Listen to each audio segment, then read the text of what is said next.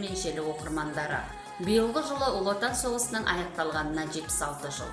Соңғы мәліметтер бойынша бұрынғы Кеңес Одағының 27 миллиондай адамын жалмаған сұрапыл соғыста Қазақстаннан да көптеген жауынгерлер жауға қарсы аямай шайқасты. Олардың басым көпшілігі ерліктің ерен үлгісін көрсетіп, халқымыздың ерлік рухын асқақтатты.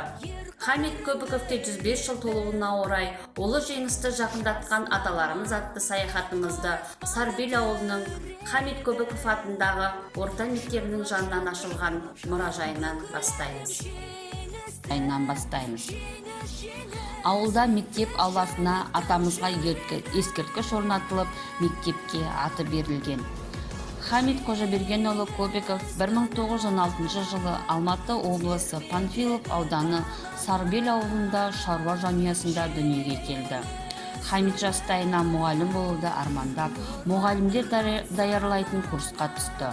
Оқуын ойдағыдай бітіріп, басқыншы орта мектебіне мұғалім болып орналасты. Ел басына күн туған сұрапыл соғыс басталған жылы әскери комиссариатқа арыз беріп, өз еркімен 1942 жылы сәуір айында майданға аттанады. Сталинград түбіндегі Днепр мен Одер жағалауында, Берлин мен Прага көшелеріндегі жан беріп, жан алысқан қан төгіс шайқаста патриоттық асқақ сезімнің Ұлы Отанына шексіз сүйіспеншілігін, ғажайып өнегесін көрсетті. Хамит Көбіков Львов қаласы үшін ұрыста жараланды.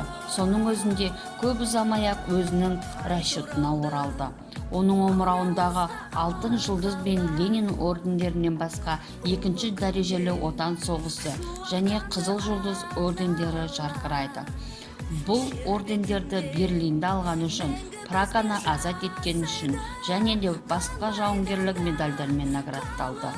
Хамит Көбіков жеңіспен туған жеріне оралған соң 1948-49 жылдар аралығында Талдықорған облыстық партия комитетінің нұсқаушысы, Алматы облыстық өндірістік совет директорының орынбасары, одан кейін жылдары Қазақ мемлекеттік филармониясының директорының орынбасары, ал өмірінің соңына дейін Тянь-Шань гастрономиясының директоры қызметін атқарды.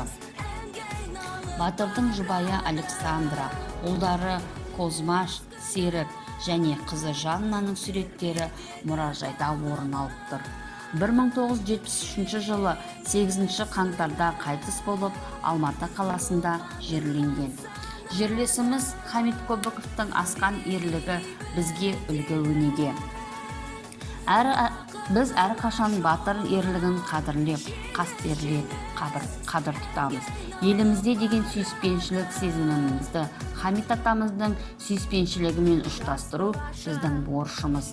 Батырлар ерлігі мәңгі жасайды. Батырларымызды біліп жүрейік. Өнеге өмір үлгі тұтайық.